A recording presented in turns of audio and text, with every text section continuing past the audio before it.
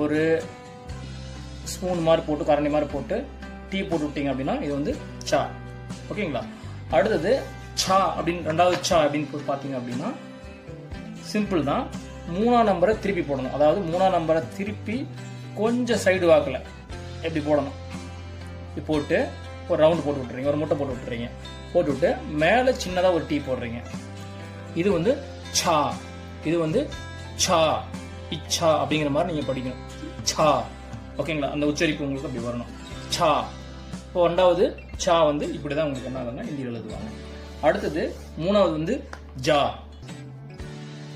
You ஒரு D. இதுதான் வந்து ஜா.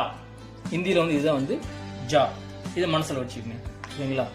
அதாவது நீங்கள் ஏற்கனவே பார்த்தீங்கன்னா ஒரு கரண்டி, அந்த கரண்டி இப்படி திருப்பி போடுங்க. சரிங்களா? திருப்பி போட்டிங்கன்னா எப்படி உங்கள் மனசில் நிற்கிதோ அந்த மாதிரி நீங்கள் என்ன பண்ணுங்க, ஞாபகத்தில் வச்சுக்கோங்க. அடுத்தது ஜா வந்து எப்படின்னு சொல்லி பார்த்தீங்க அப்படின்னா சிம்பிள் தாங்க.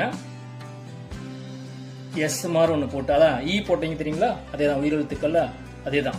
ஈ மாதிரி போட்டு அல்லது எஸ் மாதிரி போட்டு இந்த பக்கம் ஒரு டீ எழுத்து போட்டுறீங்க. இது வந்து ஜா. ஜான்னு படிக்கணும். இது வந்து ஜான்னு படிக்கணும். ஓகேங்களா? அப்போ சச்சா ஜஜ்ஜா, அப்படியே கக்கா கக்கா படிச்சோம்ல அதே மாதிரி சச்சா ஜஜ்ஜா இப்படின்னு நம்ம என்ன பண்ணணும்னா இதை வந்து உச்சரி